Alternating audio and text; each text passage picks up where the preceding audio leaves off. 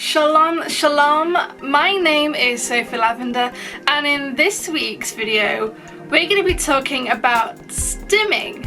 Now, we all stim, but do you realise you're doing it? Let's find out.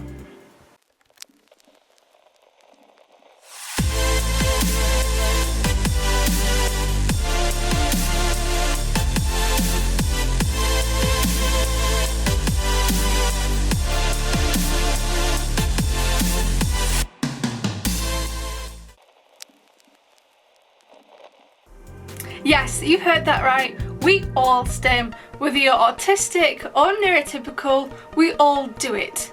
But do we realise when we're doing it, and do we know what that means? Well, stimming is a form of self-regulation. It's a way of regulating how we feel, and stimming is a way of expressing our emotions. Think of it as physical movements that let what we're feeling on the inside show on the outside. Examples of stimming can be anything from dancing to tapping on the table like it's a drum, to running, to singing, and to even playing with our hair. However, please do watch out for any stims which can be unhelpful and unhealthy, such as picking skin, biting our nails, pulling hair too hard, and anything that would cause injury to ourselves or to somebody else. And if you have noticed that any stimming that you're doing is unhelpful and unhealthy, such as biting nails. I have a really terrible habit of biting my nails. My nails sometimes can be a bit ghastly, so I get around that by painting my nails, so then I feel like they're too pretty to ruin. But also, what helps more than anything sometimes is Stim Toys, and we're going to get into those right now. A Stim toy is basically a little gadget or an accessory or just a little thing you can play with to get that self-regulation going, get those movements out and make you feel a lot better. And examples of these little gadgets can be in the form of fidget spinners, fidget cubes, fidget rings, and even chew-friendly necklaces for some people. Some stims as well, such as flapping and rocking, get a lot of bad rep. But let's be honest here. If it's not hurting you and it's not hurting anyone else, then we shouldn't judge it. We shouldn't judge how people stim. We shouldn't judge how other people stim. And more importantly, we should be able to feel comfortable to stim in a way that is safe and that makes us feel good.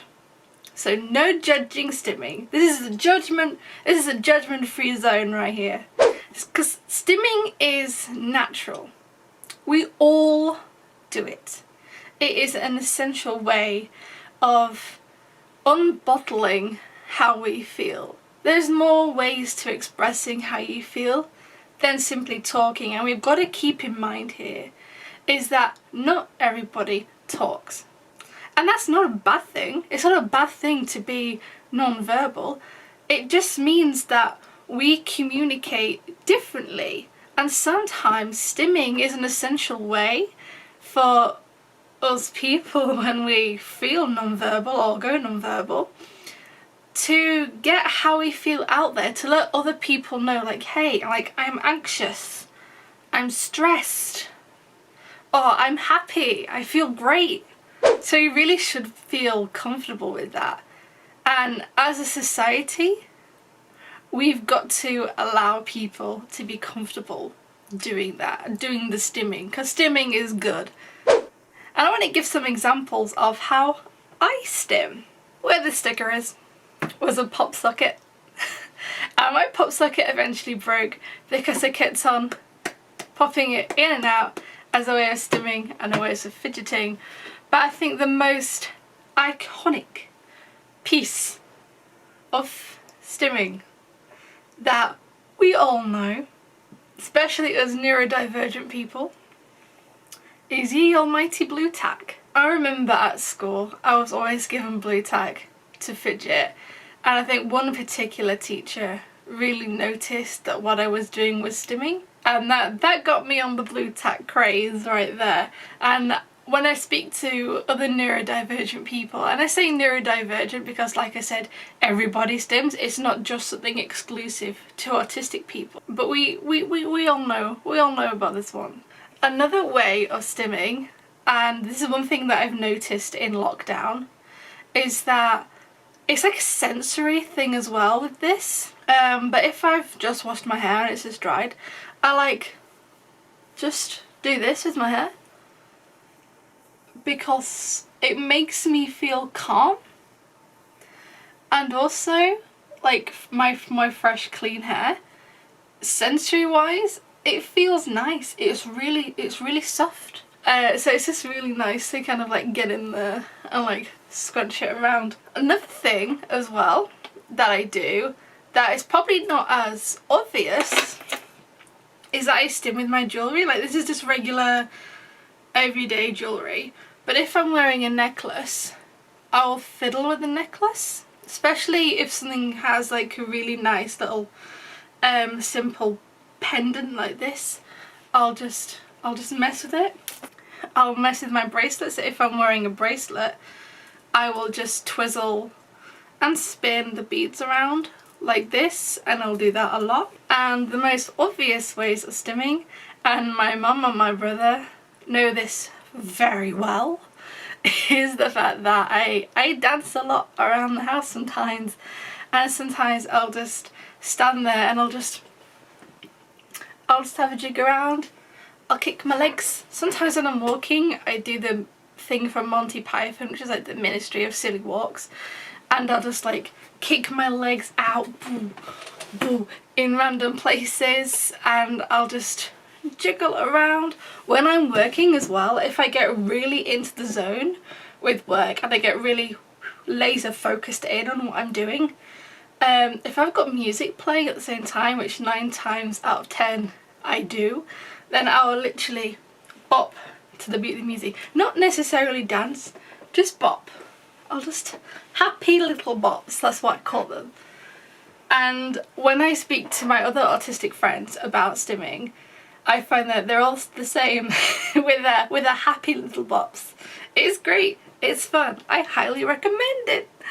Another thing I do sometimes as well is I'll just randomly sing around the house, and I'll just do this with my hands, like flapping and just, but I see that as like a way of dancing, so because I'm like doing the elbows get going and the bopping happens, the happy bops happen.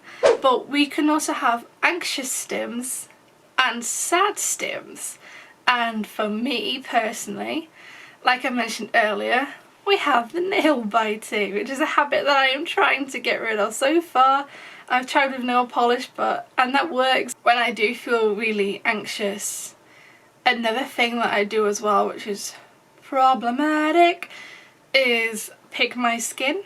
Not so much now, because I'm trying new ways of distracting myself. But when I was younger and my anxiety was really bad, I would literally just sit there for hours and I'm like pick. And this is what I mean by an unhealthy stim. What I was doing was not healthy. It was harming my skin. My arms look, we at one point it was like Freddy Krueger looking sleeve going on there, and that was bad. That was very bad.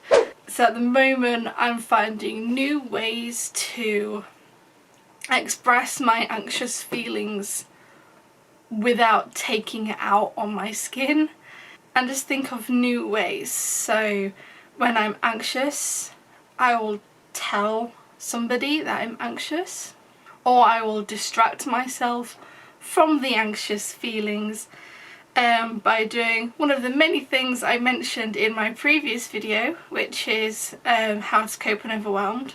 So the main thing to take away from this week's video is that we all stim. Stimming can be healthy and it should be healthy. It is a way of expressing how we feel, and it is important to express how we feel. Don't pressure anybody to suppress their stims. Allow people to express themselves.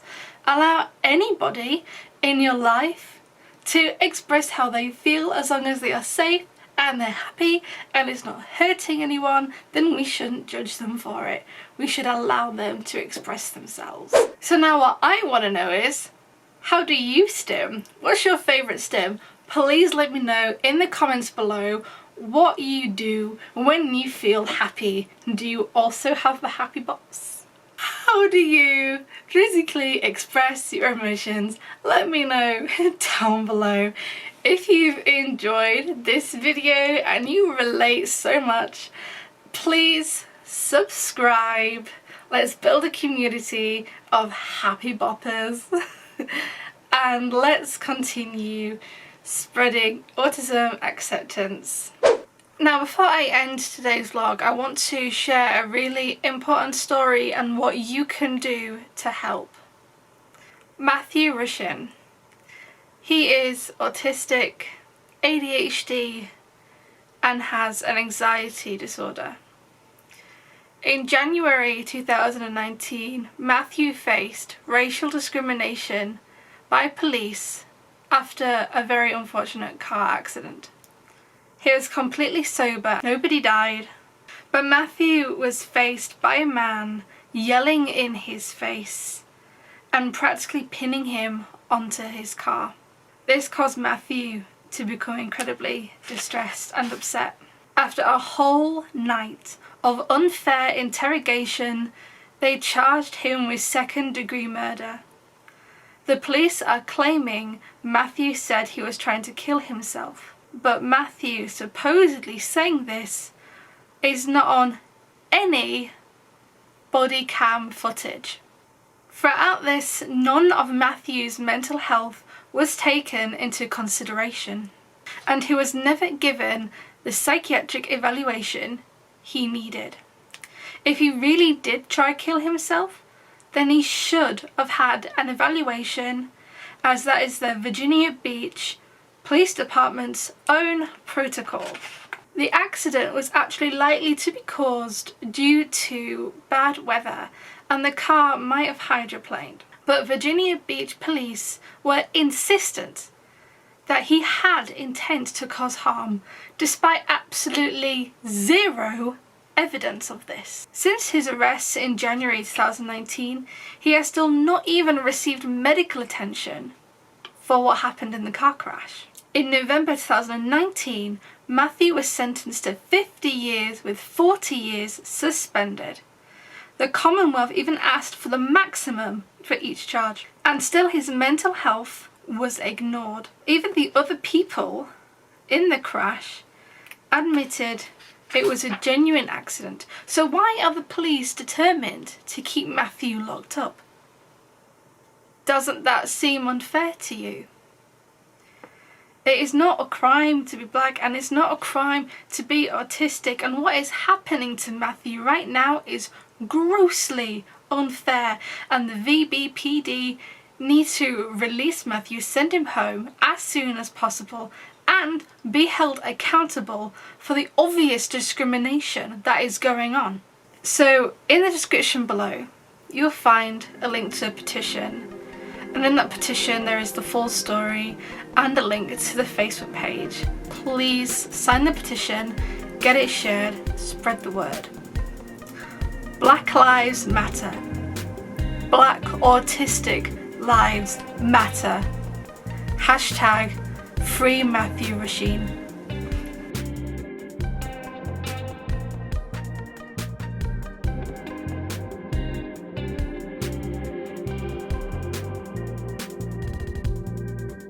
Until next week, May the stars bring you joy and the galaxy bring you love. You are awesome. See you again soon.